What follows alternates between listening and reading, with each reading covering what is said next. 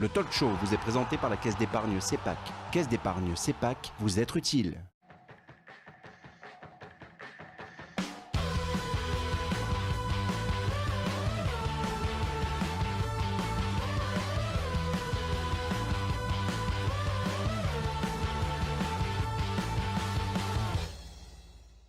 Salut à tous et bienvenue pour le talk show Pas de Romain Herring, des vacances à l'île Maurice bien méritées pendant 15 jours pour notre présentateur et notre reporter vedette au Phocéen.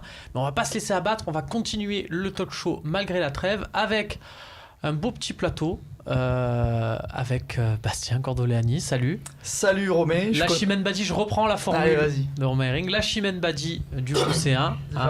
Je viens toujours, messieurs, pour me faire flammer, évidemment. Hein. Mais ça me fait plaisir d'être quinzé par les collègues. Et je suis content de voir que Jacques Henriero t'a rendu la veste au pied levé ce matin. C'est bien, c'est du respect, c'est ce qu'on aime aussi chez les présidents de l'Olympique de Marseille. À tes côtés, Bernard Rodriguez. Bonsoir. J'aime beaucoup ma petite pâtisserie orientale, mon petit dessert tunisien. Oui, ex-dessert tunisien. Ex-dessert tunisien, de retour dans la région, qui se fait plaisir avec les matchs régionaux. Oui. Comme un passionné de foot. Voilà, comme un passionné de foot, c'est ce qu'on aime à dire. En face de toi, Maxence Volpe, toujours à l'heure. Toujours. C'est ce qu'on aime chez toi et c'est facile en même temps quand on délimite l'heure de départ, on est forcément à l'heure. Et à tes côtés, Clément Chailloux, reporter envoyé spécial permanent pour Le Parisien aujourd'hui en France. Tout à fait. Salut Romain. Pour les deux journaux. Présenté mais comme en fait, ça. c'est le même journal. Mais ça journal. Fait bien, ça fait comme ça. Tu peux dire à un mec qui ne connaît pas, je travaille et pour Le Parisien et pour aujourd'hui en France. Des doubles journées, des doubles salaires, voilà, c'est la folie. Alors attention, puisqu'il y en a des gens qui occupaient ton poste il y a quelques années, qui ont essayé cette technique. Hein. Il y a eu des problèmes. On est parti pour le sommaire, tout simplement, de ce talk avec, on va revenir, et oui, souvenez-vous-en, on a eu un match très délicat, c'était vendredi soir. C'était l'OM à Lille, on va parler de Thauvin en équipe de France, qu'est-ce qui va se passer pour lui, le championnat, les positions avec Lyon et Saint-Etienne notamment, et puis on parle beaucoup de recrues au FC Porto, de présence d'émissaires olympiens au FC Porto. Messieurs, on va se demander si c'est les meilleures opportunités pour l'Olympique de Marseille pour le prochain mercato. Avant tout ça, il faut souffrir un peu, hein. Il faut se remémorer ce superbe match de l'Olympique de Marseille à Lille, 0-0. Bastien, j'ai vu ce match, je me suis très vite dit, c'est les séquences de Julien Cazard où on voit des ballons, des renvois, sur-renvois, exactement. On a pensé à la même chose. Je sais que toi aussi, comment tu l'as vécu? Est-ce que tu es déçu de voir un tel niveau de jeu et surtout à quoi tu l'attribues? Est-ce que c'est, parce qu'on dit souvent qu'il faut deux équipes pour faire un bon match, est-ce que là c'est l'excuse d'un Lille ou non, on peut quand même dire que l'OM l'OM a quand même fermé le jeu, hein, on va être réaliste. Il a fallu beaucoup de courage et de talent à Tony Cellier vendredi pour me faire vivre le match à la radio pendant 90 minutes parce que comme tu dis c'était long, ça ressemblait à une purge. On n'a rien fait pour gagner le match clairement. On espérait un éclair de soit Thauvin soit Payet. Lille a essayé avec de piètres qualités. Je pense que Franck Passy a fait le match de sa carrière tactiquement. Et j'ai pas honte de le dire, pour moi je disais en début de saison qu'il avait rien à faire à l'OM, il a rien à faire à Lille non plus, mais là il était remonté comme un pendu, je l'ai jamais vu autant actif sur son banc et je pense qu'il a préparé ce match en plus avec les propos de Garcia, on s'en souvient, il était encore plus remonté. Donc on avait un entraîneur qui voulait pas perdre et un entraîneur qui était surmotivé, ça a donné ce match là. Bon après on prend un point, si on veut voir le côté positif, voilà, on prend un point. Un entraîneur qui voulait pas perdre face à un entraîneur surmotivé. Est-ce que c'est ce que tu as vu toi aussi, Bernard? Est-ce que c'est un bon match de Franck Passy qui a mis... C'est pas un bon match. Après, je dis pas que c'est pas un bon match de Franck Passy. On n'a pas vu un bon match, à moins qu'il y ait des gens qui aient vu un bon match. On n'a pas vu un bon match. Oui, non, on est d'accord. Après, comme l'a si bien dit notre ami, je pense que Franck est effectivement hyper motivé pour des tas de raisons. La situation de Lille au classement fait que tous les points sont bons à prendre. Donc tu as le côté mathématique, on ne perd pas. Tu as le côté égo qui dit c'est mon ancien club, je ne veux pas perdre. Et je dis ça juste coupe de secondes parce que j'ai vu Lille à Toulouse le match entier la semaine d'avant et je peux vous dire que c'était pas du tout le même Lille. Hein. Je dis ça aussi parce que j'ai vu les deux matchs et à Toulouse c'était très dur. Là on les a vus d'un coup ils couraient de tous les côtés. Et après comme on disait aussi avant l'émission, il y a quand même une carence de l'Olympique de Marseille sur le match à l'extérieur, quoi. Donc c'est vrai qu'on n'a pas la sensation qu'à l'extérieur on maîtrise notre sujet comme on est capable de maîtriser au Vélodrome. Donc tout ça additionné, effectivement, ça fait le résultat qu'on a vu. En termes de stratégie, on a vu une équipe de Lille qui a posé des problèmes à l'Olympique de Marseille, qui n'a pas existé offensivement, notamment par exemple Dimitri Payet qui a été très sollicité défensivement et qui du coup n'a pas trop existé devant. Il y a eu un ballon qui donne en première mi-temps et c'est l'occasion à Marseille avec ce tir de Cabella. Est-ce que pour toi c'est justement Passy a trouvé un peu comment au final rendre cette équipe Malgré tout, il a passé quelques années au club. Hein. Bon, il a entraîné cette équipe, donc il a quand même, j'ose espérer, retenu certaines qualités et certains défauts de son ex-groupe. Donc c'est sûr qu'il a fait le match pour pas le perdre, ça c'est sûr, mais j'insiste sur le fait qu'on n'a pas été capable, nous, d'avoir la qualité nécessaire pour passer au-dessus de ça et gagner ce match. Mais bon, c'est un peu chronique sur les matchs à l'extérieur quand même. Giovanni Derfla qui nous met un petit message sur Facebook. Je rappelle que vous pouvez envoyer vos messages tout au long de l'émission, comme on réagit derrière à tout ça. Ça se passe sur Facebook, ça se passe sur Twitter, ça se passe sur le forum, le hashtag LiveTalk, vous en avez l'habitude. Giovanni Derfla donc qui nous dit: Garcia a-t-il été frileux pour faire rentrer Doria en fin de match? Max, est-ce que c'est ton avis? C'est Morgan Sanson qui a laissé sa place pour le défenseur brésilien. Et puis, tiens, petite question subsidiaire. Est-ce que pour toi, avec Vainqueur, qui on le rappelle était suspendu, et Gomis, on aurait vu un OM beaucoup moins frileux? Alors, c'est toujours pareil, on est incapable de dire dans une boule de cristal, mais effectivement, on peut se dire qu'avec quasi les deux meilleurs joueurs olympiens depuis le début de la saison, si on rajoute Thauvin avec eux, on aurait forcément été meilleur. Après, sur la rentrée de Doria en fin de rencontre, j'ai envie de dire que quand, et c'est ce qu'on dit à chaque fois, la formule habituelle, quand t'es pas capable de gagner un match, après à un moment donné, il faut savoir ne pas le perdre. Moi, c'est pas ça qui me gêne le plus. Moi, ce qui me gêne le plus, c'est qu'on a encore vu 3, 4, 5 minutes en début de rencontre où tu essayes de faire du jeu, tu te dis, ah tiens, on va y aller. Et puis derrière, il y a tout qui s'éteint, on ferme le rideau tombe et on a encore vu après 85 minutes ennuyeuses. Donc je comprends pas comment c'est possible qu'on commence à chaque fois ces débuts de rencontre un peu pied au plancher et qu'on s'arrête immédiatement. Voilà. Alors on avait un petit peu par moment vu l'Olympique de Marseille marquer vite sur certains matchs, ça nous facilitait la tâche, mais là dès qu'on marque pas, après on dirait qu'on n'y arrive plus, donc c'est inquiétant. On va voir la réaction de Dimitri Payet à ce sujet. On lui demandait justement si pour lui c'était après le match 2 points de perdus dans la course à l'Europe. Non, pas forcément. Je pense que voilà, prendre un point à Lille, je le savais, c'est compliqué de venir jouer ici, surtout quand il joue contre Marseille ou Paris. Donc le point, voilà, on l'a pris, on est plutôt satisfait. Certes, on a manqué je pense, de justesse et de beaucoup de choses dans le plan offensif, mais je pense que ça sera plus simple à régler parce qu'offensivement, on sait la qualité qu'on a. C'était plutôt défensivement qu'il fallait se rassurer et c'est ce qu'on a fait ce soir. C'est marrant parce que vous voyez derrière Dimitri Payet, vous avez vu, il y avait un mur avec les gloires du LOSC. C'est sympa, on fait souvent ça dans les stades maintenant en Ligue 1, et il y avait Grégory Vimbé. C'est quand même sympa de ne pas mettre que des stars, de mettre aussi des petits joueurs, des joueurs comme ça avec des noms qui sentent bon la Ligue 1. Grégory Vimbé, un gardien buteur quand même. Ouais. C'était avec Nancy en 96. Mais bon, c'est Grégory Vimbé quand même, faut pas déconner. Clément, est-ce que pour toi, on parle, Bernard le soulignait, il y avait un problème à l'extérieur, on rappelle les défaites de l'OM à Metz, défaites à Nantes. Est-ce que pour toi, il y a un problème à l'extérieur encore? Et là, Garcia a voulu à tout prix se rassurer parce qu'il ne sent pas son équipe. Autant il arrive à mobiliser les troupes au Vélodrome, autant à l'extérieur, c'est compliqué. Oui, c'est assez récurrent. Là, comme le disait Payet, comptablement, le match nul à Lille, c'est pas quelque chose de catastrophique, hein, malgré leur faible classement. C'est loin d'être la pire équipe du championnat, je pense, mais dans le contenu, on le voit, plein de déplacements. L'OM a du mal à marquer, l'OM a du mal à faire le jeu. Là, c'est Lille qui tenait le ballon la plupart du temps.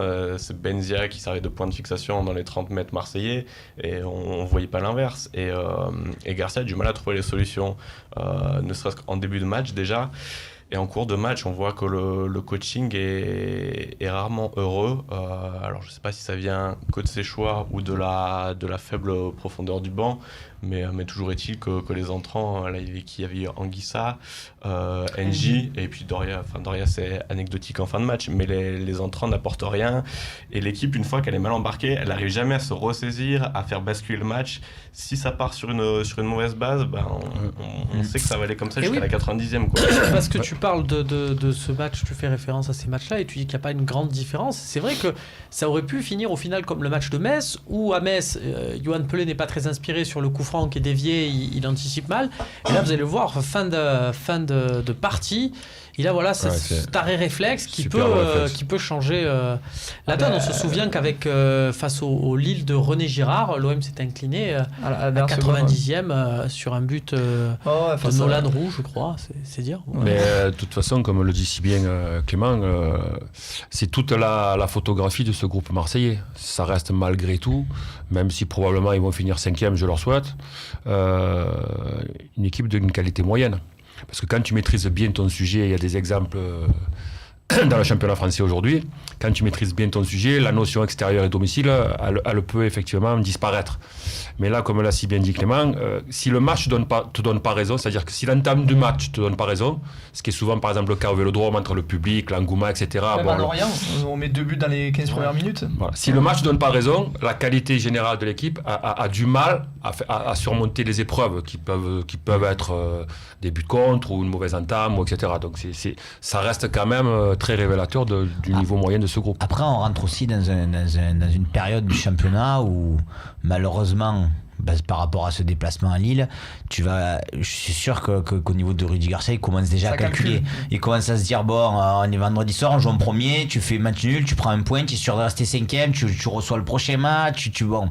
Voilà, et ça, c'est embêtant. Ça ne s'est pas joué à grand chose, parce que Bordeaux a commencé à les enfiler contre Montpellier. Il leur manquait un but pour revenir à égalité parfaite. Ouais. Et donc, je me suis amusé du coup à regarder le départage. Donc le départage. Classement de meilleure attaque, c'est ça? Classement de meilleure attaque, mais on a une attaque identique. Donc c'est au fair play? Exactement, c'est au fair play. Et au fair play, 3 points, ça je sais pas, mais par contre on a. En face, il y a quand même une équipe avec Jérémy Ménez et Nicolas Palois, donc normalement on devrait être un peu devant. Il y a 1 point pour les jaunes, 3 points pour les rouges, et donc là, le classement qui est établi, après. On va demander à la régie. L'ami Giovanni qui nous remet un petit message sur Facebook, il a raison. Il n'y a pas le choix. Il n'y a pas de quoi se gêner si les autres ne le font pas. Aurait-il fallu mettre Anguissa dès le départ en lieu et place de Lopez qui fait des petits matchs en ce moment? Alors voilà, Maxime Lopez, un dernier débat peut-être sur ce match. On lui est beaucoup tombé dessus.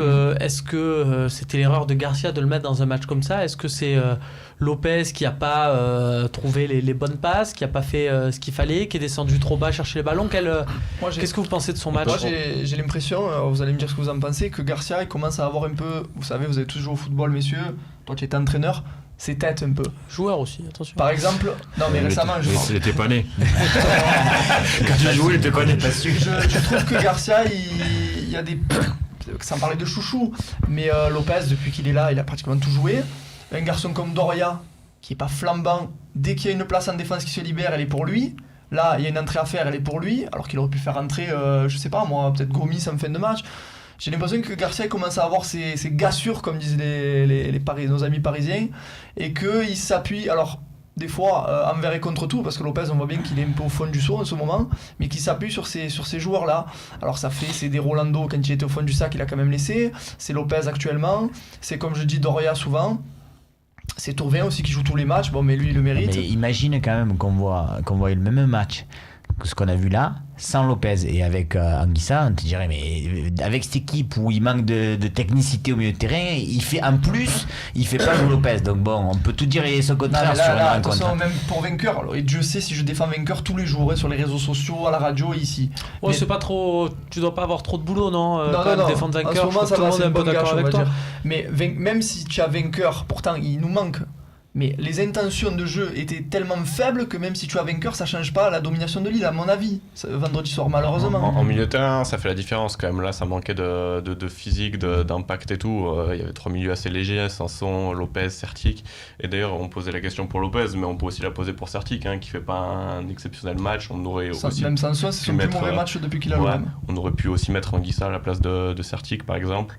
C'est vrai que ça manquait un peu de présence physique, mais bon, après, c'est facile de refaire le match après. Mais... C'est facile en tout cas, une chose est sûre, c'est qu'on va pas se le refaire. Non, ce match, c'est éviter. bon, on l'a vu une fois, on a donné, on va passer à autre chose. Et notamment à l'équipe de France qui concerne Payet et Thauvin.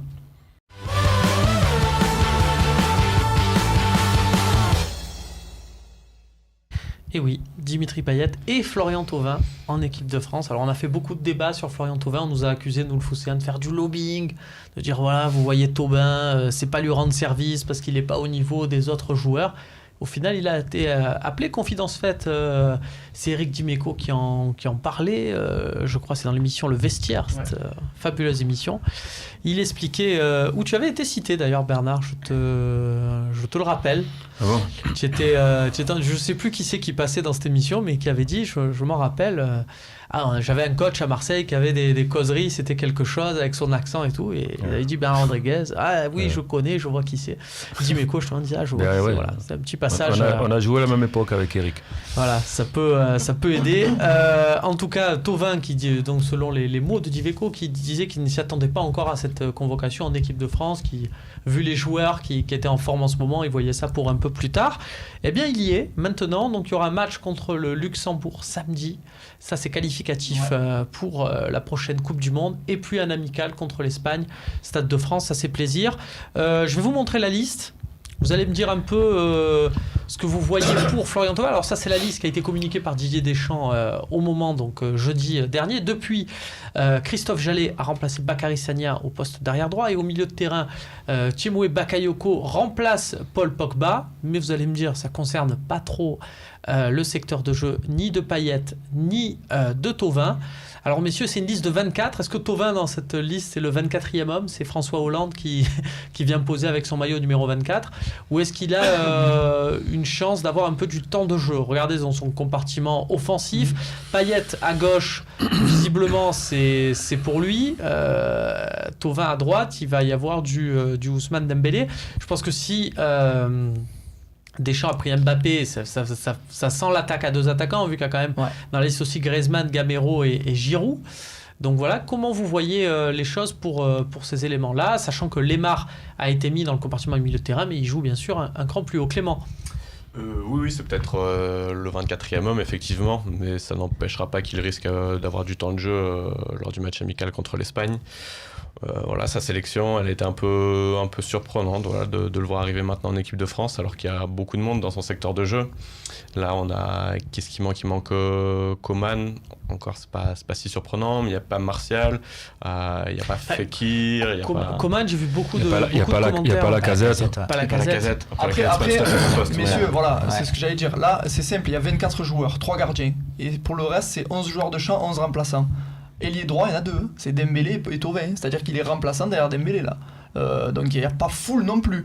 Il y a 4 attaquants, comme le dit Romain, ça sent l'attaque à 2, donc sûrement Griezmann, Gamero. Et donc Payet par rapport à Lemar, donc du coup Lemar remplaçant à gauche. Je m'ai enlevé le mot. Beaucoup de gens qui pleuré que ce soit Bernardo Silva à gauche. Bon, on voit que Lemar était pris pour jouer à gauche. Donc c'est Payet, Lemar à gauche.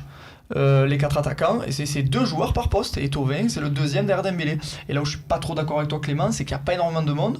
Coman effectivement, mais il a été blessé pendant pratiquement 4 mois cette saison, il revient seulement maintenant. Il joue petit détail, il joue au Bayern de Munich. Quel joueur de l'OM n'aurait ne serait-ce que 10 minutes de temps de jeu au Bayern de Munich sur la saison? Oui, non, mais là c'est par rapport à ses blessures, je dis pas, hein. Là il revient de blessure, ça fait 1 mois qu'il est réintégré petit à petit dans le groupe, un peu à la place de Ribéry, un peu à la place de Robben. Mais voilà, Thauvin après. De toute façon, Deschamps a toujours pris quand même des joueurs plus ou moins en forme. Et là, Thauvin en ce moment est en forme, donc c'est normal qu'il le privilégie par rapport à Coman. Et à la conférence de presse, Deschamps, après je te laisse parler, la conférence de presse, Deschamps, il a dit il est très efficace sur son côté droit. Donc dans son esprit, c'est son deuxième ailier droit. Attention quand même, parce que tu disais 2 joueurs par poste, on voit qu'il y a quand même 5 milieux de terrain, donc ça fait Kanté, Bakayoko, Rabiot, Matuidi et Tolisso. Donc il y a la possibilité aussi, s'ils sont 5 pour 2 postes, qu'à un moment donné, ils passent à 3 au milieu, repassent à 3 au milieu, et donc du coup, ça enlève un poste devant. Attention que ça n'impacte pas forcément Florian Thauvin, puisqu'on sait que tu peux mettre n'importe lequel de ces attaquants sur le côté. Qu'est-ce que tu en penses, toi, Bernard, de cette liste de l'équipe de France Bon, la liste, je pense que c'est pas très très loin de la vérité si on enlève les quelques blessés ou les quelques méformes. Après, je crois que Thauvin, c'est une sélection récompense. Tout le monde doit être d'accord pour dire qu'il fait quand même sa meilleure saison depuis qu'il est en Ligue 1, et surtout la plus régulière. Parce que le talent, on le savait, le talent, on l'a vu dès qu'il a fait sa première apparition, qu'il a joué un peu à Bastia, qu'il a fait les 6 mois à Bastia, il a éclaboussé de sa classe. Il a été élu meilleur espoir de Ligue 1 et bon, à quelques exceptions près.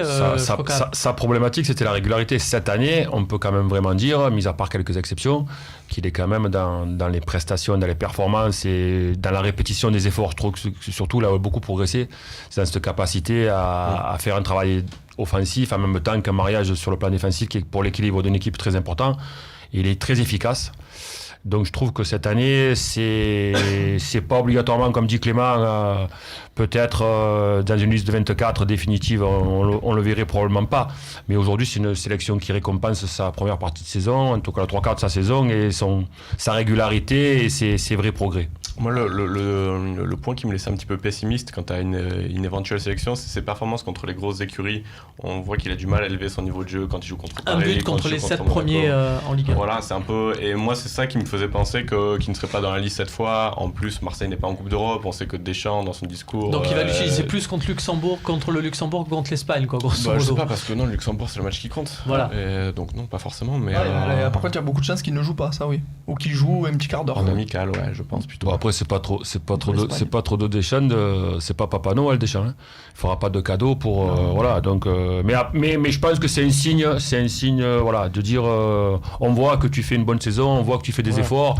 On te récompense. Moi, je l'interprète plus comme ça, parce que si demain il y avait une liste à faire sur une compétition officielle, probablement qu'il ne les saurait pas. Et puis ça lui permet de voir comment il s'intègre dans le groupe aussi. Thauvin, on a beaucoup parlé de lui, de son comportement par le passé, comme on l'avait fait avec Dimitri Payet. Là, le fait de le convoquer pour 2 semaines, voilà, tu vois comment il réagit avec les autres joueurs. J'ai vu que ce matin, je crois que c'était le premier arrivé à Clairefontaine, il était toujours content. Toujours en com, d'ailleurs, on va la voir, puisqu'il a confirmé, il a donné ses premières impressions à FFF TV, et on les a, donc on voit un Thauvin évidemment content. Et puis bien sûr, cette formule classique, c'est que du bonheur. Je viens là pour travailler, pour apprendre aux côtés des grands joueurs, et pourquoi pas, si j'ai la possibilité d'avoir quelques minutes de temps de jeu, c'est que du bonheur. Je ne sais pas si c'est de la pression ou de l'appréhension, parce que quand vous allez vers quelque chose qui est nouveau, quand vous découvrez quelque chose, il y a toujours un petit peu de pression, mais voilà, c'est excitant, et je suis pressé de découvrir tout ça. Maxence Thauvin, il y avait une question sur Facebook qui nous demandait s'il a une chance de s'installer durablement en équipe de France. Voilà, c'est de David Bourguet. Est-ce que là, avec le Ousmane Dembélé qui est en train de faire ce qu'il est en train de faire à Dortmund, qui lui existe, pour reprendre la formule de Clément, qui existe dans les grands matchs, parce que j'ai vu le Dortmund-Real Madrid en phase de poule, j'ai vu ce qui tentait au Santiago Bernabéu, voilà. Est-ce que ça va être dur d'exister? Est-ce qu'il va faire sa carrière en équipe de France, du moins dans l'ombre d'Ousmane Dembélé, qui a quelques années de moins que lui, mais qui est un peu au-dessus, j'ai l'impression. L'avantage, j'ai envie de dire, c'est que tu vois comme il est heureux d'être sélectionné, et comme il est positif, il peut, entre guillemets, jouer un rôle. Alors c'est pas super sympa ce que je vais dire, mais il peut jouer le rôle de bon remplaçant, de bon soldat, s'il reste dans cet état d'esprit positif.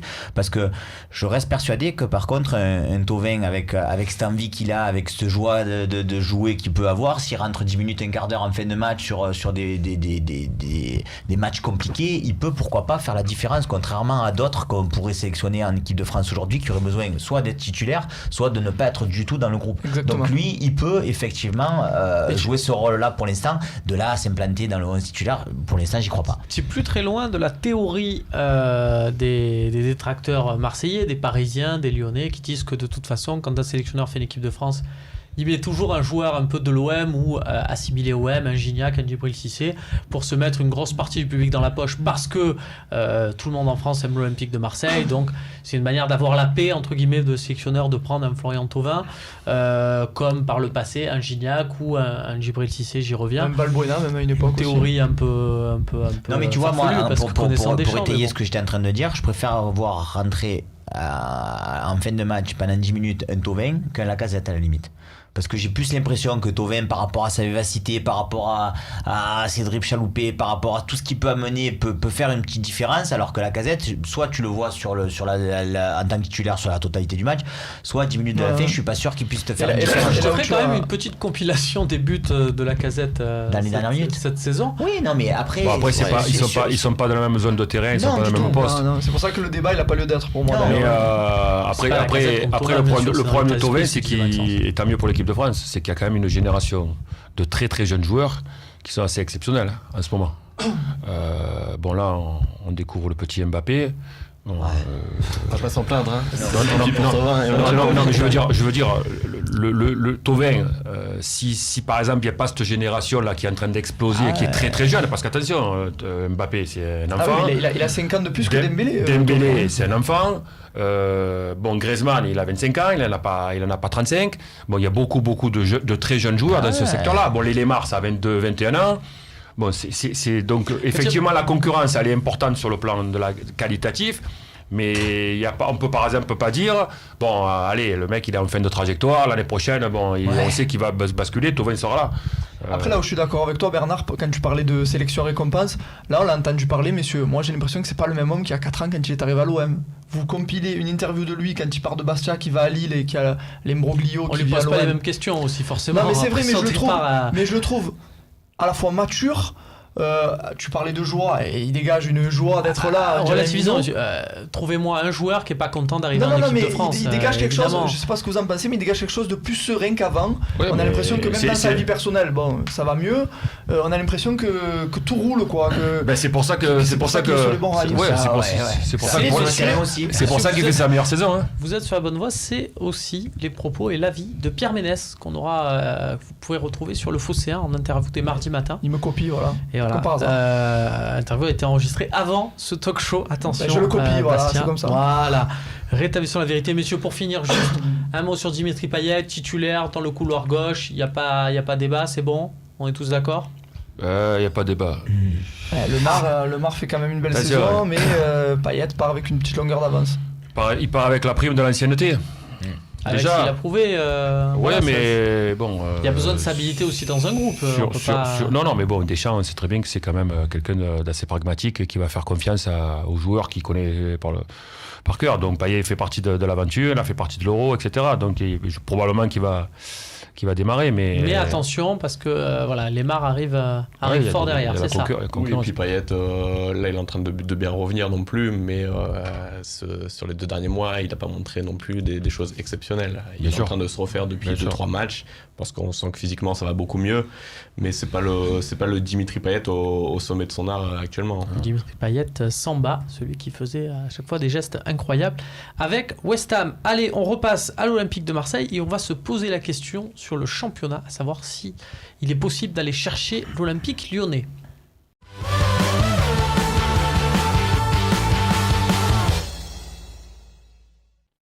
C'est un grand débat, cette 4e place, surtout pour Romain Herring, ça lui tient à cœur semaine après semaine. Je trouve pas que ça a remplacé le débat Payet. Avant c'était les pros et les anti-Payet, là c'est ceux qui disent c'est impossible de rattraper Lyon et ceux qui disent mais oui on va les rattraper. Eh ben écoute, c'est très bien de l'introduire comme ça. Ça réduit quand même parce que il y a quelques semaines encore. Oui, Romain Herring il nous voyait 3e. Voilà, 3e, maintenant il dit 4e. Alors on va peut-être en finir avec cette idée de 4e place qui pense là autour de la table que c'est possible de finir pour l'Olympique de Marseille 4e devant Lyon.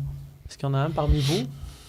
C'est possible, il n'y a pas de mauvais sort. Alors, si tu veux que je te dise la phrase de joueur de Ligue 1, mathématiquement, tant que c'est pas mort, d'accord. Voilà, mais j'y crois pas. Tout le monde avec Bastien, il n'y en a pas un... J'aurais envie de dire pareil. Après, je peux apporter une toute petite nuance par rapport à l'Europa League. Je me dis que si se mettent à tout jouer sur l'Europa League, pourquoi pas, et qu'il laisse tomber 1 ou 2 matchs en se disant on a de l'avance. Après, quand il n'y en a plus beaucoup d'avance, ça peut devenir compliqué. Mais sinon, effectivement, pour l'instant, j'y crois pas. Ils ont malgré tout un effectif supérieur au nôtre.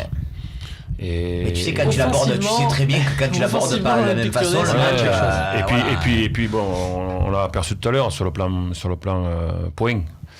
Bon, ils ont un match de retard contre Metz, c'est ça? Tout à fait. Bon, qui est en train de relever la tête et presque d'acquérir son maintien. Donc on peut imaginer que ça va être compliqué. Alors, je vous ai mis 2 calendriers, celui de Lyon et celui de l'OM. Je vous ai mis bien sûr en compagnie de la régie, toute la partie technique du Phocéen et Nicolas Chabert en tête. Vous avez donc les matchs de Lyon, les matchs de l'OM, vous avez la situation comptable maintenant. Regardez bien, on va se concentrer sur l'Olympique Lyonnais. J'ai fait un petit loto foot, voilà, comme ça, plaisir, sur ce que pourraient être les matchs de l'Olympique Lyonnais jusqu'à la fin. Ouais, donc si ton loto foot est bon, on les rattrapera jamais. Voilà. Alors, c'est là que ça devient intéressant. J'ai mis. Sauf qu'il va mettre que des verts de l'autre côté. Et ton loto foot n'est pas super optimiste en plus pour les Lyonnais. Hein, les deux premiers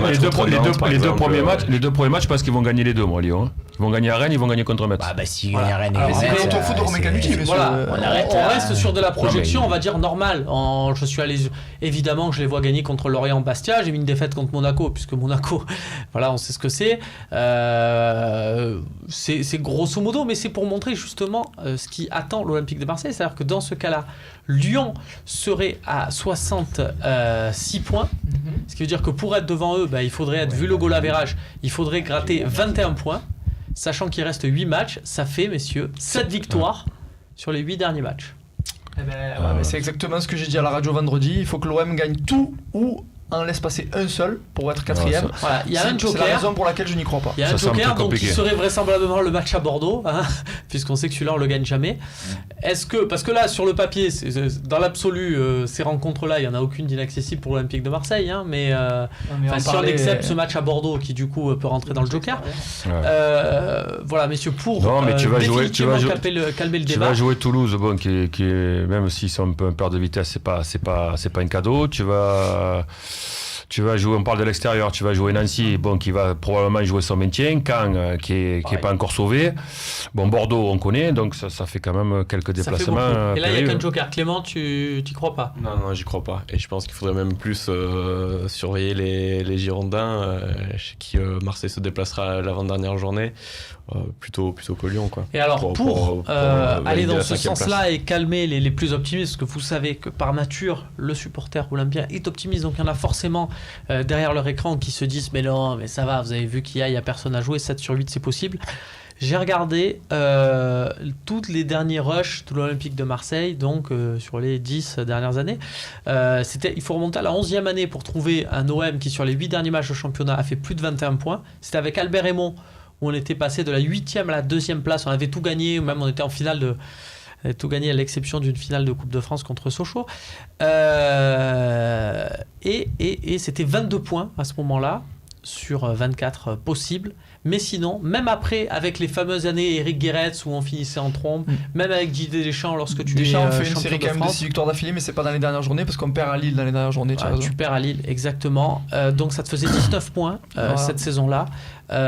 C'était d'ailleurs le meilleur total sur les 10 dernières années. Et sinon, on n'y est pas du tout. On est très très loin à chaque fois de ce 21 points. Et je veux juste préciser, parce que tu parlais des gens qui nous regardent, pour les gens qui nous regardent, évidemment qu'on souhaite tous avoir tort. Je précise, moi je suis supporter de l'OM depuis que je suis né, même avant. J'espère avoir tort, mais vous allez sur ce plateau vous engager à faire des coiffures, la coiffure de Florian Thauvin. Si l'OM finit 3e, ça en compte que 2 sur le plateau. On va faire celle de Thauvin que celle d'Engie pour tout dire. Vous allez faire celle d'Engie, voilà.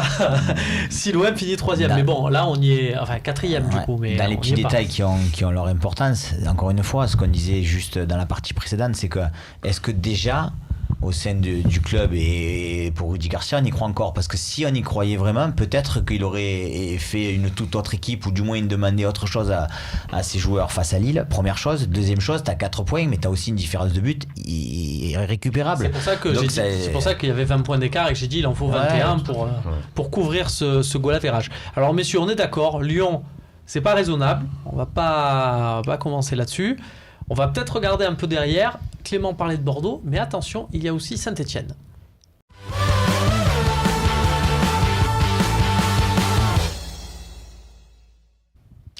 Et oui, je parle de la menace Saint-Etienne. Pourquoi ? Parce que certes, l'OM est au coude à coude avec Bordeaux. On va revoir le classement en Ligue 1 et on va voir que c'est serré avec Bordeaux pour les places européennes. Vous voyez le même nombre de points, 46-46. Regardez, il y a Saint-Etienne juste en dessous qui est 7e actuellement avec 44 points. Pourquoi je m'intéresse à Saint-Etienne ? Parce que si on est rattrapé par Bordeaux, vu l'issue probable de la Coupe de France, l'OM sera quand même européen, donc il n'y a pas une grande différence entre finir 5e et 6e. Ceci dit, si Saint-Etienne, qui est finalement que 2 points derrière, rattrape l'Olympique de Marseille, là il y a un risque de ne pas être européen du tout, et c'est là le vrai danger. Et puis petite curiosité aussi du calendrier, Saint-Etienne ne va pas jouer de 3 semaines, il y a 2 semaines de trêve, mais le match de reprise, ils ne le disputeront pas parce qu'ils devaient jouer contre Monaco, et que Monaco, vous voyez sur le calendrier qu'il aurait proposé, Monaco jouera la finale de Coupe de la Ligue contre le PSG. Du coup, le match est reporté. Saint-Etienne va donc passer 3 semaines sans match. Est-ce que Bernard, toi qui es entraîneur, est-ce que c'est un plus pour les hommes de Christophe Galtier qui ont joué l'Europa League, qui maintenant sont éliminés? Là, il va pouvoir vraiment se faire un petit groupe de 11 guerriers pour le rush final. C'est un peu à double tranchant. Vu le parcours qu'ils ont fait, et vu les blessés, et vu la débauche d'énergie, parce que c'est une équipe qui n'est pas très brillante sur le plan de la qualité, mais par contre qui est hyper généreuse et qui a l'habitude de finir ses championnats en boulet de canon et d'être européen. Donc 3 semaines, c'est quand même beaucoup. Sauf que dans ce cas-là bien précis, je pense que ça va être une grosse bouffée d'oxygène pour eux. Après, je pense que Christophe il est capable de gérer à l'intérieur même de son groupe et de son club cette coupure. Mais je crois je pense qu'ils vont partir sur, parce qu'ils n'ont pas beaucoup d'internationaux, ils vont partir sur 4-5 jours au moins de repos. Ils vont tout couper, donc ils vont se vider les têtes. À mon avis, ça risque de leur faire en tout cas pour eux. Si c'était un autre cap, je dirais, c'est long. Mais pour Saint-Etienne, par rapport à tout ce qu'ils ont fait depuis le début de saison au niveau de la quantité de matchs, je pense que ça peut être une piqûre de rappel au niveau du jus qu'ils vont pouvoir récupérer pour le sprint final. Et ça, Max, tu les crains, toi, Saint-Etienne? On sait que c'est une équipe forcément que tu regardes toujours un peu. Moins que Bordeaux pour le coup. Et par l'absurde, j'aurais envie de te dire qu'en sautant un match, ils vont se retrouver aussi de nouveau à jouer 2-3 matchs d'affilée. À courir après le calendrier. En fin de saison, c'est jamais non plus trop évident. En plus, je sais pas pourquoi, mais je suis assez confiant sur le fait qu'on va les battre à domicile, donc ça risque de les mettre un peu à l'écart. Contrairement à Bordeaux, où depuis que je suis né, malheureusement, on n'a plus gagné, donc depuis après, 1977. Après, moi, Saint-Étienne, je les crains moins que Bordeaux, comme vous, messieurs, mais je pense qu'ils vont nous embêter jusqu'au bout. Parce que c'est une équipe, c'est chiant. Ils ont l'expérience de se qualifier toujours. Ouais, c'est ça, à l'image d'hier. Depuis 2012. Leur saison de ces 4 dernières années, c'est le match d'hier. C'est-à-dire, c'est chiant. Mais niveau comptable, ils prennent un point sur un but du nouveau blanc, Jordan Vertou. Ils sont là, dans le sprint final, ils sont là. Donc, Nico Amskas qui nous dit qu'il faut mettre Saint-Étienne hors course à la 33e journée. Il joue Monaco, Nantes, Rennes. Calendrier le plus dur des 3 équipes. Donc il parle forcément de Bordeaux et de l'OM. Donc ce sera ce match au Vélodrome contre Saint-Étienne qui ne manquera pas d'enjeu. Florentin Pogba était l'invité de J+1. Alors on l'a questionné justement sur cette question de course à l'Europe. Il a dit là on est 7e et c'est pas notre place. Nous on a la 4e, 5e place. Et là il y a Paul Le Guen qui l'a regardé. Il a dit on a le 4e, 5e effectif de Ligue 1. Paul Le Guen l'a regardé. Il a dit non, 4e, 5e. Il y a Lyon, il y a Paris, il y a Monaco, il y a Nice, il y a même Bordeaux, Rennes. Bon. Moi, ça m'a quand même choqué de ne pas voir Paul Le Guen. On avait l'impression que c'était dur pour lui de dire Marseille. Il avait du mal. Non, c'est pas qu'une impression, mon ami Romain. Il avait quand même, même sans citer l'OM, plusieurs effectifs et remis un peu le Florentin Pogba à sa place. Clément, toi, tu te dis justement en termes d'effectifs, ce Saint-Etienne, c'est plus quantitatif que qualitatif au final. Oui, c'est pas un effectif exceptionnel. Hein. Ils avaient devant, offensivement notamment, c'est assez pauvre. Ils avaient Berry qui était très bon en début de saison, mais qui depuis son retour n'est plus exceptionnel. Et derrière, Galtier cherche un peu des solutions pour l'épauler. Nolan Roux qui a dû mettre 2-3 buts cette saison, pas plus. Comme toutes ces saisons en Ligue 1. Alors qu'il vise 10 buts, il faut savoir. Il est toujours pas arrivé. s'est fixé un objectif depuis le début de sa carrière, c'est de mettre 10 buts dans une saison en Ligue 1 et il ne l'a toujours pas fait. Il y en a certains, ils arrivent tout le temps. Genre Gomis, il met toujours 10 buts en Ligue 1, quoi qu'il fasse. Même quand il joue à Swansea, j'ai l'impression qu'il met 10 buts en Ligue 1. Et Nolan Roux, il n'y arrive jamais, même s'il joue dans 2 équipes en même temps. C'est quand même difficile. Saint-Etienne, c'est surtout, on le rappelle, un gardien de but qui est le meilleur du championnat de France, Stéphane Ruffier, et une défense qui est pas loin d'être la meilleure parce que Loïc Perrin, parce que Théophile Catherine, qui est un joueur incroyablement sous-coté. Enfin, c'est quand même très physique, très de défense, et ça permet en Ligue 1 de Malcuit qui fait sa meilleure saison aussi. Non, je suis d'accord avec toi, Romain. Malcuit qui est d'ici, non? Qui est pas la... Ah, tu me Kevin l'apprends. Malcuit, non? Je sais qu'il était attaquant quand il jouait à Niort et maintenant il est arrière droit. Ça m'a un peu surpris, mais il a fait d'énormes progrès. Ouais, mais c'est des reconversions qui marchent. Bah, la Dimeco, on parlait tout à l'heure de Dimeco, tu vois, il est gauche, arrière gauche. Dans le sens contraire, c'est plus compliqué. Mais... Attention quand même, les comparaisons Malcuit, Dimeco, messieurs, il y a des gens qui peuvent couper cet extrait et nous ressortir ça pendant des années. Évidemment pas les deux joueurs, mais il fait sa meilleure saison. Il faut prendre des précautions. Et je rebondissais sur le fait que tu disais que c'est une équipe très solide défensivement. D'ailleurs, ce qui fait qu'ils ont un goal average de plus 10, c'est parce qu'ils prennent pas beaucoup de buts, parce qu'ils en marquent pas énormément. Hein. On a cité le Nolan Roux avant, mais on peut citer également Soderlund qui est là, je sais pas pourquoi. On va arrêter, messieurs. Ça fait 5 minutes là qu'on parle de Saint-Etienne, de Soderlund, de Beric. C'est très dur. On va perdre beaucoup de gens. Donc ce que je vous propose, c'est de passer à une petite partie de rêve.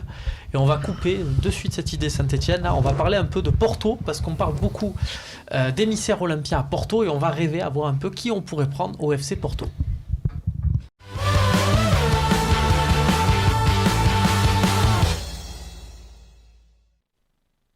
Décidément, rien n'échappe à la régie du Phocéen. C'est Samir Malcuit, le frère de Kevin, qui avait joué à l'OM. Voilà, vous savez tout.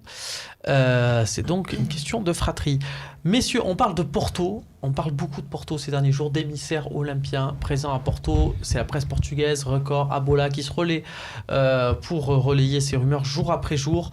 D'émissaires olympiens qui regardent Porto. Porto qui a la lutte avec Benfica, qui s'est bien repris pour le titre en Ligue portugaise, qui sera donc probablement qualifié pour la prochaine Ligue des Champions, mais qui a de grosses échéances bancaires et qui donc souhaite se séparer de certains joueurs. Est-ce que l'OM pourrait à ce moment-là sauter sur l'occasion et recruter des joueurs et avoir finalement une petite fenêtre, un angle de tir pour recruter au bon prix au mercato, un peu comme cette opportunité qui s'était présentée avec Dimitri Payet qui voulait quitter West Ham et qui a pu signer à l'OM pour 30 millions d'euros. Forcément, à Porto, on parle de 2 joueurs. Donc je vais vous les présenter. Vous en avez entendu parler depuis des mois. C'est André Silva, l'attaquant, le fameux nouvel attaquant, nouvelle pépite portugaise. C'est rare d'en trouver un. Ils sont d'habitude tous ailiers. Là, pour une fois, ils en ont un attaquant. Beaucoup d'attentes sur lui. Il y répond cette saison. 20 buts, 7 passes décisives déjà pour lui. Voilà, un transfert.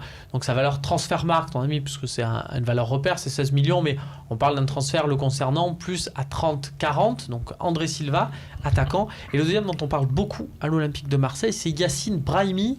Qu'on connaît bien, qui est passé par Grenade, l'international algérien, qui est lui âgé de 27 ans. Il était plus titulaire en début de saison, mais il a repris sa place chez les Dragons. 5 buts, 4 passes décisives, dont un but en Ligue des Champions qui avait fait un peu le tour de YouTube. Voilà, valeur estimée 18 millions d'euros. Lui, vu sa situation, ça pourrait être peut-être un peu moins.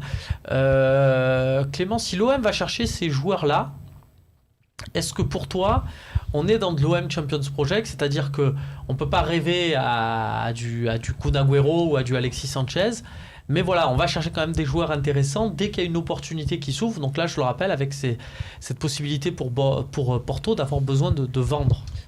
Déjà, les 2 joueurs n'ont pas du tout le même profil. Hein. On a un jeune espoir portugais et on a Brahimi qu'on connaît très bien, qu'on connaît même très bien en France. Oui, Silva, ce serait une très bonne chose, probablement. Après, ça dépend pas que de l'OM. On parle des émissaires Marseille à Porto, mais Porto, je pense que ça doit être l'un des clubs les plus observés d'Europe, saison après saison. C'est vrai qu'ils ont augmenté la capacité de leur stade juste pour accueillir les émissaires des autres clubs. Non, mais c'est vrai, on sait que c'est un des clubs, une des portes d'entrée de l'Amérique du Sud, notamment dans les championnats européens. C'est toujours des équipes qui sont très très observées. Et voilà, moi, si Marseille veut André Silva, je pense que ce serait pas une mauvaise chose. Je suis plus André Silva que Brahimi d'ailleurs au niveau du poste, notamment.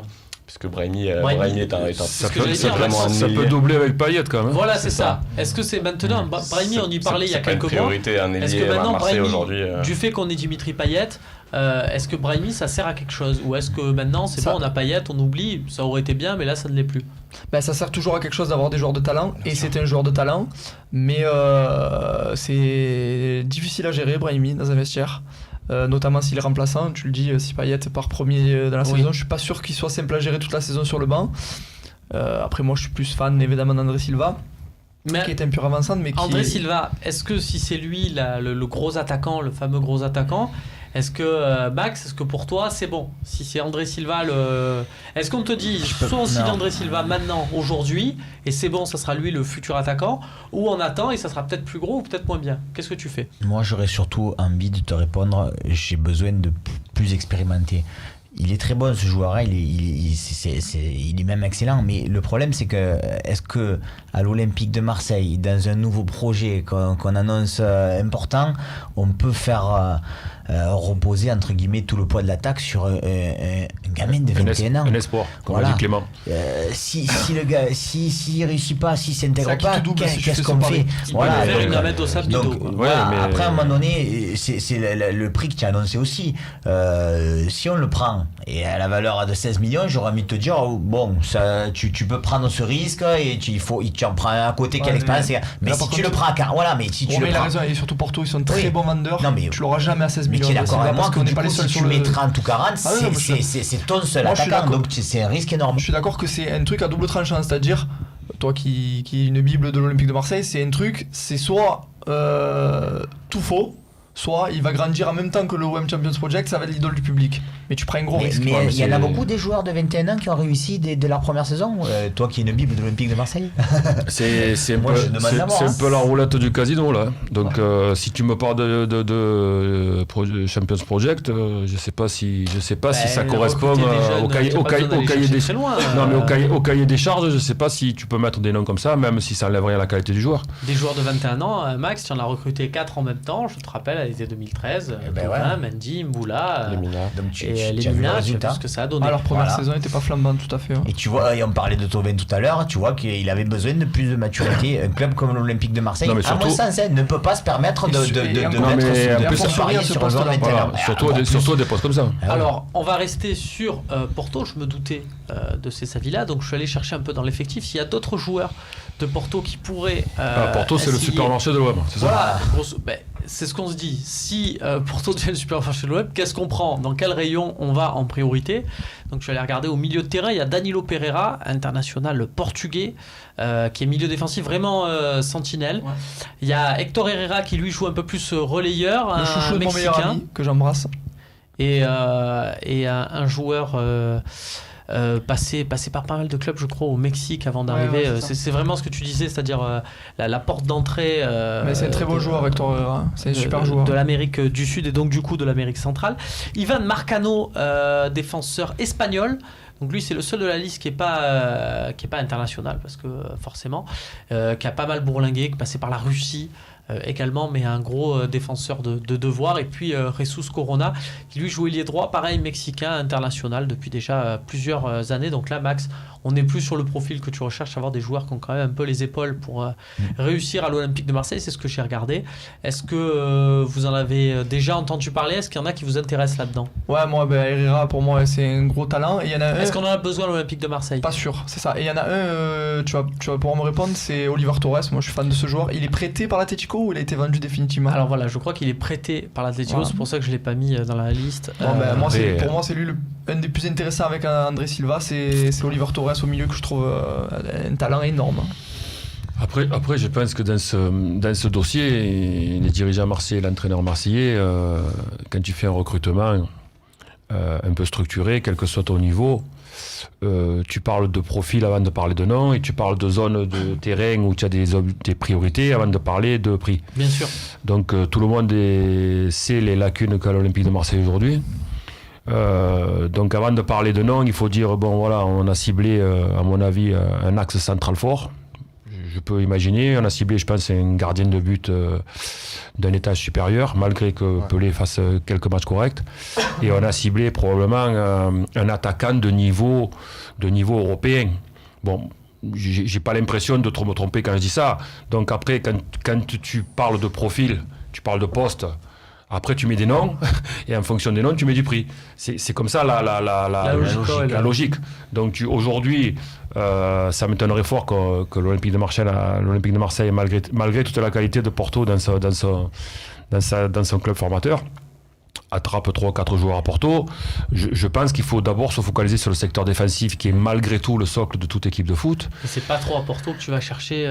Voilà, mais une fois que ton socle sera ton gardien de but et ton axe central, à mon avis, même si je pense que sur le côté gauche, au niveau du latéral gauche, il faudrait peut-être aussi envisager quelque chose d'important.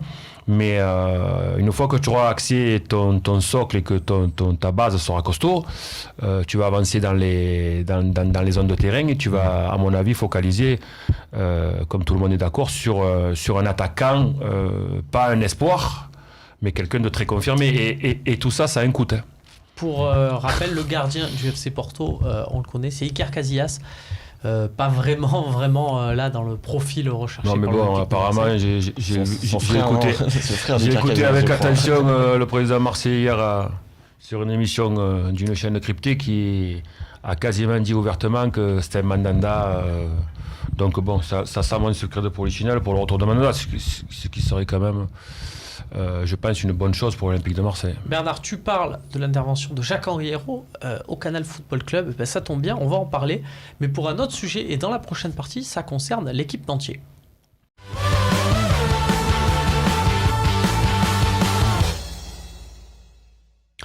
Il y a une semaine, nous faisions une partie sur ce talk show pour annoncer la fin du partenariat entre l'OM et Adidas. On va en faire une concernant le nouvel équipementier qui vraisemblablement devrait être Puma. Jacques-Henri Hérault refuse de confirmer, c'est normal, les négociations ne sont pas finies. Même du côté de Puma, petite info comme ça, glissée, ils ont l'espoir que ça se décante, de pouvoir annoncer une bonne nouvelle, par exemple, dans la semaine. Donc c'est dire si c'est proche. Mais on sait très bien dans ce genre de truc que ça peut être très proche pour plusieurs personnes en même temps. Donc personne ne crie victoire, ça peut être Under Armour dont on parle aussi beaucoup. Les enchères montent, c'est normal, c'est pour l'Olympique de Marseille. En tout cas, Jacques-Henri Hérault a parlé d'un accord historique au Canal Football Club. Je vous propose de retrouver cet extrait tout de suite. Non, on ne sait pas encore. Non, franchement, vous ne voulez pas nous le dire ou c'est qu'on ne sait pas? On va le savoir très vite. Je crois que ce sera un contrat historique pour l'OM. Il est à la signature, quoi. C'est bien engagé. Attendez encore quelques... C'était 10 millions par an, on parle de 14 pour le futur contrat, on est dans les clous? Nous, on souhaitait quelqu'un qui pouvait nous accompagner sur la durée avec l'ambition qui est la nôtre. On va investir beaucoup et on souhaite des partenaires qui croient en notre projet, y compris dans les premiers mois, au moment de ce démarrage qu'on vit aujourd'hui. Il fallait ça. Je crois qu'on l'a obtenu. Merci Jacques-Henri pour la veste, elle est revenue nickel, on peut le constater. Un accord historique. Concrètement, qu'est-ce que ça change? Est-ce que nous, en tant que supporters, on doit se réjouir de ça, ou est-ce qu'on doit se dire attention, c'est bien, tant mieux, mais ça concerne du marketing, du textile.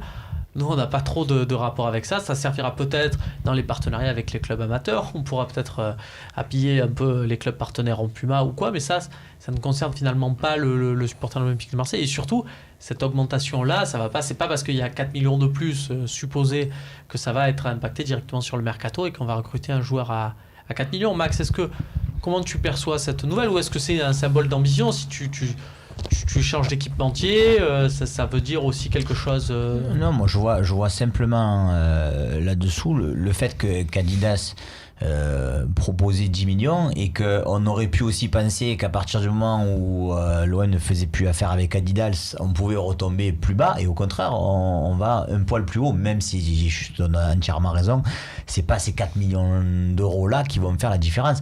Ça prouve quand même qu'il y a quand même encore des marques de renom qui veulent s'intéresser et qui veulent s'intégrer dans le projet de l'Olympique de Marseille, et ça ne peut qu'être bénéfique. Après, de là à dire que ça va être quelque chose de faramineux pour la suite, on attendra de voir. Clément, est-ce que tu as regardé la liste des joueurs sous contrat avec Puma? Absolument, en te disant, tiens, est-ce qu'il y a une possibilité pour l'Olympique de Marseille d'en récupérer un ou d'autres, parce qu'il y a des contrats avec Griezmann, hein.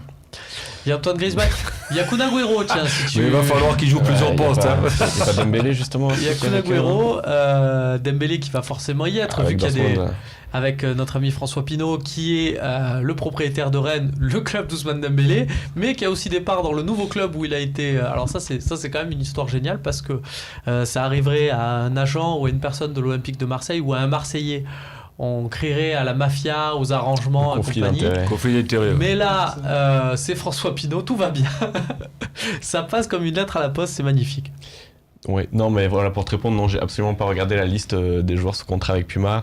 Après, pour revenir sur les déclarations de Jacques Henriot, quand il dit que c'est quelque chose d'historique, je pense qu'il parle juste vraiment du montant. Il suffit de dépasser les 10 millions pour que ce soit le plus gros contrat décroché par l'OM. Donc, et au niveau des joueurs, non, je pense que ça arrive très très rarement. Ça arrive vraiment pour les gros joueurs. Pour le transfert de Pogba, notamment à Manchester, je crois qu'il y a eu une part très importante d'Adidas dans cette histoire. Mais pour des joueurs classiques, non, franchement, je ne pense pas que ce soit l'équipementier qui fasse pencher la balance, non. Il faut voir avec justement ces possibilités des fois, mais ça se passe vraiment pour les très gros joueurs. Quand Adidas ou Nike a besoin de transférer un joueur, quand Luis Suarez signe à Barcelone, Adidas a besoin d'avoir en plus de Messi un deuxième joueur à Barcelone qui est sous contrat avec Nike pour avoir une visibilité là-dessus. À l'échelle de l'Olympique de Marseille, on n'y est pas. Galactivity, Nike a-t-il tenté sa chance pour devenir le nouvel équipementier pas à notre connaissance. En attendant, Nike a une stratégie comme beaucoup de prendre un club par championnat. Le club de Nike, c'est le PSG. C'est le club qui est champion de France depuis plusieurs années. Il n'y a aucune raison de dire on quitte Paris pour aller à Marseille. C'est aussi un peu à mon avis, c'est aussi un peu symbolique. Cette rupture avec Adidas, c'est aussi, je pense, un signe fort des nouveaux actionnaires en disant Adidas, Dreyfus, Margarita, voilà, on part sur un cahier blanc, même si, bon, effectivement, l'aspect financier, même si c'est 4 millions, on ne peut pas imaginer que ce soit, au niveau des sommes du budget de l'Olympique de Marseille, ce soit capital, mais malgré tout, je pense qu'il y a un effet aussi de symbole. Mais tu fais bien de le dire, parce que ça ne concerne pas juste le côté symbolique, il y a aussi des relations de travail, on le sait très bien, entre les gens d'Adidas et l'Olympique de Marseille, qui avaient peut-être leur habitude et certainement préposés aux affaires avec l'Olympique de Marseille. La nouvelle direction veut peut-être couper court à tout ça et à ces circuits. Moi, je pense que c'est un signe fort. Aussi à ce niveau-là, des infos que j'en ai, c'est vraiment pas une histoire purement financière, il y a aussi une question de réflexion globale. Pour moi, c'est très symbolique. C'est ce que je voulais. Tu en avais parlé, je crois d'ailleurs. Enfin, ça avait été un des sujets évoqués, peut-être pas par toi, mais par les internautes qui avaient eu la chance de rencontrer Franck McCourt. Oui, on en avait parlé. C'est surtout Jacques Henriot qui avait répondu sur ce sujet-là. Il y a peut-être ce côté symbole de couper, mais il y a aussi le côté exposition. McCourt, il veut qu'on soit vu au maximum dans le monde entier. Et vous savez, Adidas, c'est quand il signe un contrat, comme Nike d'ailleurs, c'est une question de classe. Donc on était dans la classe 2, donc la deuxième. Ce qui n'est pas ridicule en soi, mais l'OM voulait être dans la première classe de sa marque pour être plus exposé dans des magasins, je sais pas moi, Singapour par exemple, à Tokyo, j'en sais rien. Puma propose ce genre de choses au-delà du prix qui est 4 millions par an. Faut pas oublier que c'est 14 millions sur l'année. Donc ça veut dire que si, mettons, c'est un contrat de 4 ans par rapport à Adidas, ça fait gagner 4 x 4, 16. Donc c'est peut-être ridicule à l'échelle du football moderne, mais on peut pas cracher dessus aujourd'hui. Et c'est surtout, je pense, moi, au-delà de tout, une question d'exposition. Enfin, de ce que j'en avais discuté avec Franck McCourt, il veut être vu de partout dans le monde. En tout cas, ça changera pour l'Olympique de Marseille, on le rappelle, à la saison 2018-2019, puisque Adidas est encore sous contrat avec l'Olympique de Marseille pour la saison prochaine. Allez, on passe aux questions-réponses.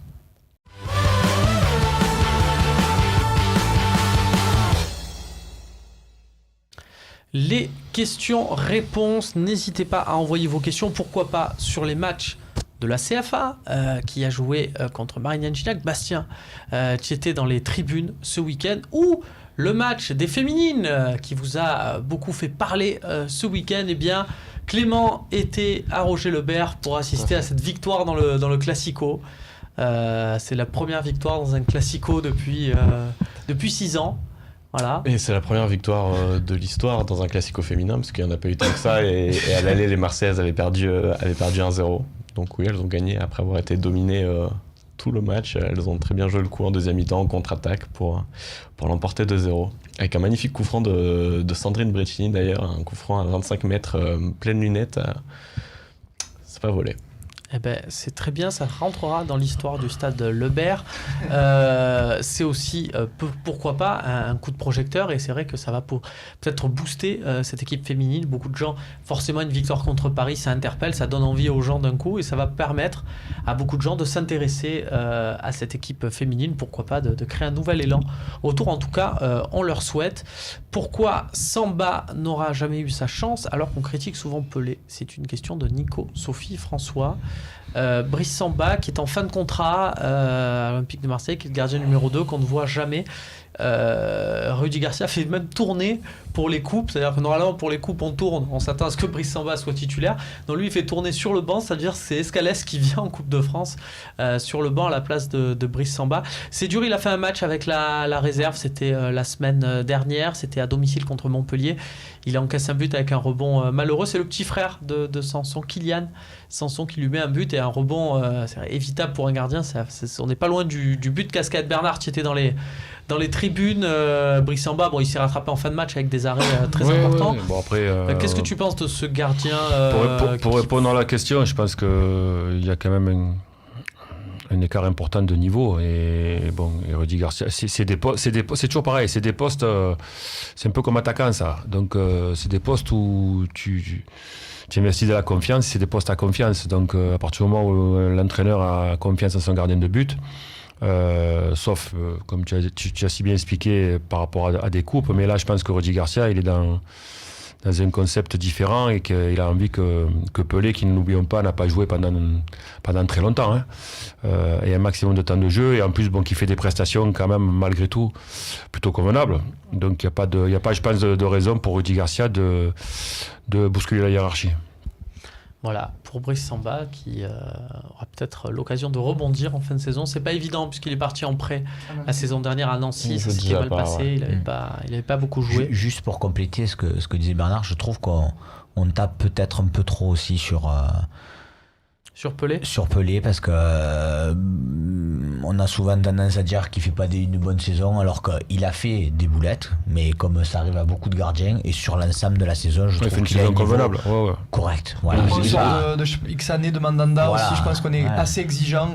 Parce qu'il faut voir les autres clubs qui se tapent comme gardien quand même. Nous, c'est vrai qu'on a eu du Mandanda pendant des années, ou comme Saint-Etienne quand il va remplacer Ruffier. Ils sortent 2 fois d'affilée meilleur gardien de Ligue 1. Exactement.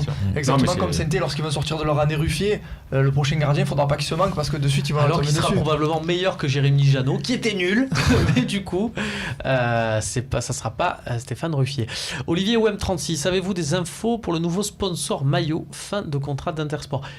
Ce Intersport, il tarde un peu à tout le monde, j'ai l'impression de ne plus l'avoir sur le maillot. Ce bleu-rouge façon Paris Saint-Germain qui est sur le maillot, qui gêne certaines personnes. Je pose une question, je sais pas. Oui, non, c'est vrai. Et puis le fait aussi que ça soit sur 2 lignes. Alors à un moment donné, je ne sais pas si vous vous rappelez, avant que ça devienne le sponsor principal maillot, c'était le sponsor maillot en Coupe de la Ligue. Et c'était Intersport sur 1 ligne. Et je trouvais que c'était très réussi. Et puis c'est devenu ce carré. Je vous rappelle, regardez toujours...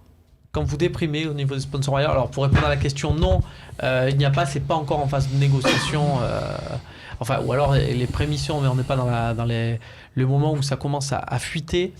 Mais rappelez-vous toujours, c'est un petit conseil, une petite astuce pour chez vous, peinard, quand vous êtes en difficulté sur un sponsor maillot, pensez à Naples. Voilà. Pensez à Naples. Regardez les maillots de Naples, c'est toujours beaucoup plus dur que nous. Avec ce carré rouge, très très dur.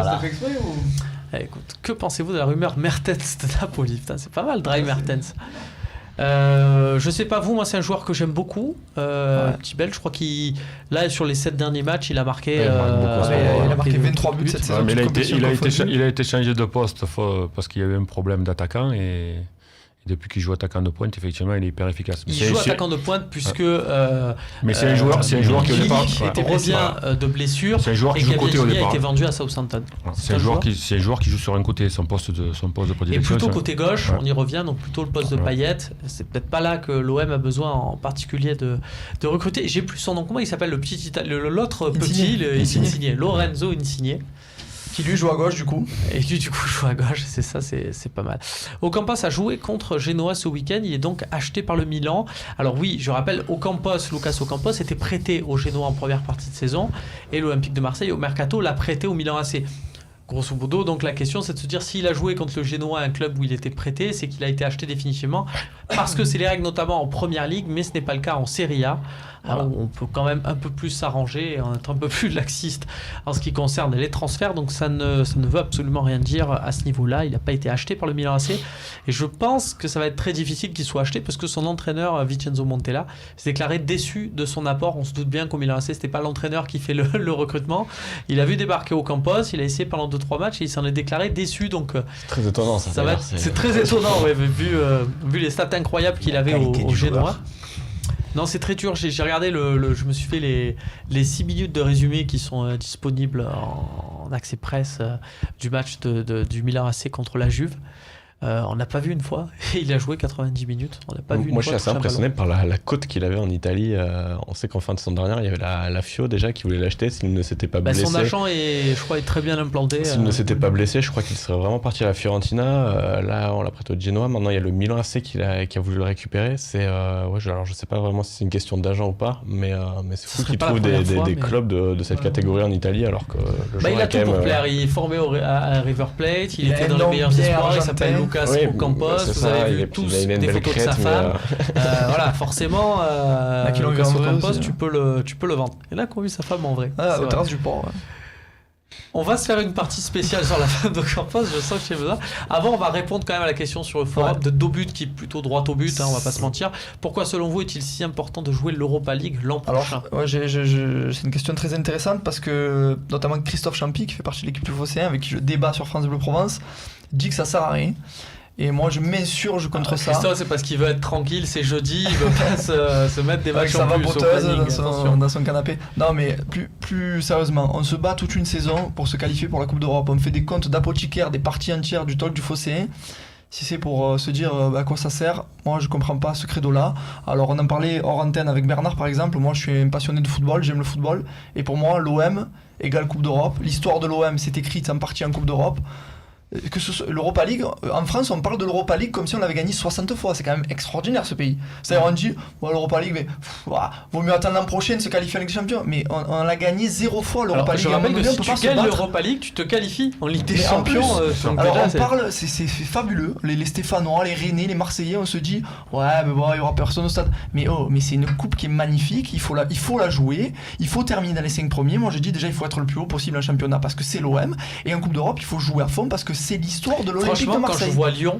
Quand je vois Lyon là, les matchs contre la Roma, quand je vois leur tirage contre Besiktas en quart et compagnie, il y a quelque chose à faire. À la limite de la jalousie, je suis en train de me dire j'aimerais le faire moi aussi. Il y a quelque chose à faire. C'est génial à vivre ça au stade. Alors toi je sais Maxence, je le rappelle que ton plus beau souvenir de Coupe d'Europe en Europa League, c'est quand on s'est fait éliminer contre le Benfica, parce que tu t'es dit comme ça derrière on va être champion, on va pas perdre de force. Voilà, c'était différent, c'était une période de l'année, une période de la saison qui était importante à ce moment-là. Après, je rejoindrai pas non plus l'idée certainement de Christophe Champy, mais on comprend tous aussi ce qu'il y a derrière ça. C'est que tu vois des équipes qui s'essoufflent, qui s'épuisent à jouer l'Europa League avec ces matchs du jeudi soir et qui finalement font une saison l'année d'après entre guillemets pourrie en championnat. Et c'est vrai que on ne peut avoir qu'un discours ambivalent par rapport à cette. C'est surtout la formule qui pose des problèmes, parce qu'à l'époque où ça s'appelait la Coupe UEFA, on avait la sensation que ça avait plus de résonance. D'ailleurs, l'Olympique de Marseille. Oui, là, c'est vraiment la coupe du pauvre par rapport à c'est une coupe qui devient très intéressante à partir des quarts de finale, je trouve. La phase de poule, elle est. C'est ça qui est à partir des quarts. C'est fait du Slovan Liberec, avec 5000 personnes au stade, c'est terrible. Mais c'est ça, c'est surtout à ça que je pense. Et puis, je vais te dire n'importe quoi, le Lille-OM du dimanche soir où tu fais encore match nul et où on te dira ouais, mais on a joué jeudi au Slovan Liberec et on était fatigué du déplacement. Je comprends ce que tu veux dire, mais c'est purement franco-français. Parce que regarde le FC Séville, ils ont gagné 3 fois d'affilée, ils se sont jamais plaints de ça, de quoi que ce soit. Ils se sont qualifiés pour la Ligue des Champions par exemple cette année, alors qu'ils ont joué toute l'Europa League l'année dernière. C'est purement franco-français. À un moment donné, l'entraîneur étranger il va te dire moi, quand j'étais joueur, si je jouais tous les 3 jours, c'est ce que j'aimais et je veux gagner tous les matchs. Et à un moment donné, OM Champions Project, ça veut dire quoi aussi? Ça veut dire avoir un effectif avec des gros joueurs qui sont capables de jouer 3 jours. Après, c'est mon point de vue. Je dis pas que j'ai raison. Si on va attirer des joueurs aussi, c'est vrai que le fait d'avoir une participation en Coupe d'Europe, ça peut. Et tu peux. Quand même si c'est pas la Ligue des Champions, et c'est vrai que c'est là, tout se joue sur la Ligue Ligue des Champions, ils veulent tous jouer la Ligue des Champions. Ça peut quand même passer comme une petite consolante. Et tu te dois en plus l'année prochaine d'avoir quand même un effectif beaucoup plus conséquent, donc ça permettrait aussi effectivement de faire tourner. Donc non, il peut avoir beaucoup de points positifs à l'Europa League. Et Clément disait qu'elle devenait intéressante à partir des quarts de finale. La réforme Platini fait qu'elle devient beaucoup plus intéressante qu'à l'époque de Coupe UEFA financièrement. À l'époque de Coupe UEFA, il faut se rappeler de l'aventure à Göteborg où, je ne sais plus qui était le président à cette époque, avait dit on avait été bénéficiaire sur cette coupe seulement parce qu'on était allé en finale. Si on perdait en demi, on était déficitaire. Aujourd'hui, en étant 8e, tu es bénéficiaire, en quart encore plus, etc. etc. Et la petite nuance qu'a apporté Romain, c'est vrai que quand tu regardes Lyon cette année, ils ont plus de chances d'atterrir en Ligue des Champions en gagnant l'Europa League aujourd'hui qu'en finissant 3e. Hein. Donc, Alors, petite anecdote toute bête. Avant de partir, Bielsa, sur sa fameuse deuxième saison à l'Olympique de Marseille, qui ne jouera jamais puisqu'il sera parti à la première journée, avait de gros espoirs sur l'Europa League. C'est-à-dire que comme l'OM était qualifié pour l'Europa League, Bielsa se disait on a plus de chances de se qualifier pour la Ligue des Champions en gagnant l'Europa League et on a une vraie équipe de coupe plutôt que par le championnat. Voilà, c'était en plus on était quatrième, on avait terminé 4e, donc qualifié directement pour les poules d'Europa League. On a une petite idée des joueurs qui vont partir cet été. C'est une question de Puge 65. Beaucoup. Alors, on va pas tous hésiter. Je pense. Je vais commencer par un facile. La question, c'est quel joueur doit-on garder? Alors, messieurs, on va se dire que c'est la dernière question et on va faire un jeu. Voilà, tu préfères a bien marché, donc je suis en confiance. Je vous propose un autre jeu très inspiré avec cette question. On va chacun donner un nom qui doit faire l'unanimité au niveau du départ. Chacun son tour. De manière, et on va voir celui qui gagne, celui qui perd. Alors je vais commencer avec un facile pour vous montrer. Bounassar. Voilà. Je crois que tout le monde est d'accord. Si je dis Bounassar s'en va cet été, je crois que tout le monde est d'accord. À toi Clément. Karim Rekik. Ouais, soyons honnêtes. Oui, c'est vrai. À toi Maxence. Moi je dirais Doria. Oui, ça marche. On va pouvoir se faire. Bon, Izeka, on va faire des tours. Hein. Alors, Izeka, c'est magnifique, ça passe. Est-ce que les joueurs prêtés comptent du coup? Oui, puisqu'il va partir cet été. Ah, c'est facile. Alors Machache par exemple. Machache, tout le monde valide. J'adore ce jeu. Attends là-bas. Tu veux que je t'as commencé, continue. Saïfedine Kawi. Ah bah là je suis moins d'accord. Je lève de la bouche. Je suis moins d'accord. Il y en a un. Après, je suis d'accord. Je lui vois quelques qualités et je me dis au milieu de ce marasme. OM Champions Project. Je te rappelle juste ça. C'est fort pour essayer de me disqualifier. La voix de Maxence, ça marche pas. La voix de Maxence qui. Thomas Subochan. C'est du tout bon. C'est vraiment, j'adore ce jeu. Moi j'aurais presque envie de... Moi je dirais Rolando. Ouais, mais attends, c'est à moi. J'aurais presque envie de rajouter, j'allais dire Rolando, parce qu'il faut changer toute la défense centrale. Mais après, est-ce que tout le monde va dire? Tiens, le suivant, là, les frères Bogdanov, comme je les appelle sur France Bleu, Rolando et... Fanny. Voilà. Ouais, après, faut en garder quelques-uns pour faire le nombre quand même. Fanny, je suis pas d'accord. C'est toi qui l'as fortement suggéré, donc tu n'es pas éliminé, tu as encore le droit de donner. Dans la même question, il y a des joueurs comme Thauvin, je crois, qui sont prêtés. Oui. Bon. Non, mais... Il y a des... Oui, mais dans la même question, c'est par exemple comment l'Olympique de Marseille va gérer ces cas-là, parce qu'il y a Thauvin et Gomis qui sont prêtés. Thauvin est acheté depuis l'été dernier. Avec l'option, il y a une option d'achat obligatoire. Il y a une option. Ça peut être levé, mais... Non, il y a une option, c'est pas un dossier qui est clos. Ça pose pas de... Je crois que si, je crois que tout ce qui est option et tout, je crois qu'il n'y a aucune incertitude. N'essaie pas de gagner du temps, Bernard, retrouve-nous un nom. Allez Bernard, retrouve-nous un nom là. Il va tomber. On en a dit beaucoup. Samba. Ah mais il me l'a enlevé. Parfait. Fin de contrat en plus. Ouais, donc... Oui. Je cuis pas ta va tomber. Bédimo, allez, Bédimo. Henri Bédimo. Bah écoute, oui. Ouais, ça passe. Ça passe, bien joué. Et bah du coup, Yoann Pelé. Moi je valide, oui, Yoann Pelé, s'il part. Yoann Pelé, tout dépend de s'il accepte de reprendre un rôle de doublure. Comme doublure, c'est bien. Moi je suis d'accord avec Romain si tu n'as pas donné ce nom juste comme ça, parce que le petit Escalès est très talentueux. Je me dis pourquoi pas. On a le petit Swan Bezic qui fait une saison exceptionnelle en U19, qui va basculer l'année prochaine certainement vers le CFA. Si tu reprends Mandanda, pourquoi pas faire une doublette Mandanda Escalès, jeune formé au club qui a du talent. Après c'est mon avis. Donc moi, Montpellier, oui. C'est assez risqué quand même. Hein. Est-ce qu'on a fait le tour? Est-ce que messieurs... Après, faut prendre la liste des contrats pro. Il y a du Antoine Rabillard au contrat pro. Jérémy Porsan au contrat pro aussi, je crois. Dans les noms un peu plus, effectivement un peu plus connus. Et pourtant, je sais que je l'ai défendu, mais est-ce que Cabella va encore avoir sa place dans l'effectif de l'Olympique de Marseille? Est-ce que c'est pas un joueur que tu vas pouvoir vendre peut-être un petit peu mieux que les autres? Bon. Moi j'ai une question parce que il faut que tu le brevettes, je le fais à la radio. Vous préférez terminer 4ème ou gagner à Bordeaux cette année? Et terminer 5ème? 4ème ou 5ème? Vous préférez terminer 4ème et perdre à Bordeaux ou terminer 5ème et gagner à Bordeaux? Finir 4ème quand même. Non, je pose la question, moi je donne pas mon avis. On a le droit. On va finir par un petit cadeau pour Maxence. C'est comme ça. Le classement du fair play. Voilà. Où on voit que l'Olympique de Marseille est 4ème. C'est étonnant que Bastien soit dernier. On cherche Bordeaux. Et alors, ça va. Voilà, on va chercher 97 points que Bastien. Il y a 95 points pour Cahuzac. Qui est le carton rouge à l'OM? C'est Machache, non, qui prend Zinedine Machache à Rennes, exactement. Voilà, c'est plutôt pas mal, 4ème. Un seul rouge, c'est bien. Hein. On est devant Monaco. C'est rigolo de voir que Paris bon, c'est pas forcément étonnant non plus, mais bon, c'est c'est l'équipe qui a le plus. Et Bordeaux est 10ème. Ouais. Bordeaux, forcément, qui paye le fait d'avoir Palois et Ménez, je le disais tout à l'heure, dans son effectif. Ounas aussi, je crois qu'il s'en était pris un, ça aide pas. Monaco, Nice, forcément Balotelli. Monaco, il y a eu le pétage de plomb de Benjamin Mendy face à Corentin Tolisso.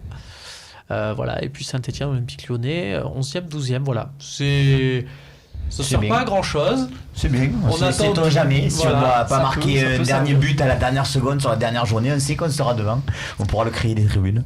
Et bien voilà, j'espère qu'on a été complet pour ce talk de trêve. On se retrouve pas jeudi prochain, puisqu'on va quand même profiter nous aussi de la trêve. On va faire un peu comme les Stéphanois. On va essayer de se revigorer pour être à fond pour le sprint final. On se retrouve le jeudi 30 mars pour un talk show de feu. Allez, salut à tous.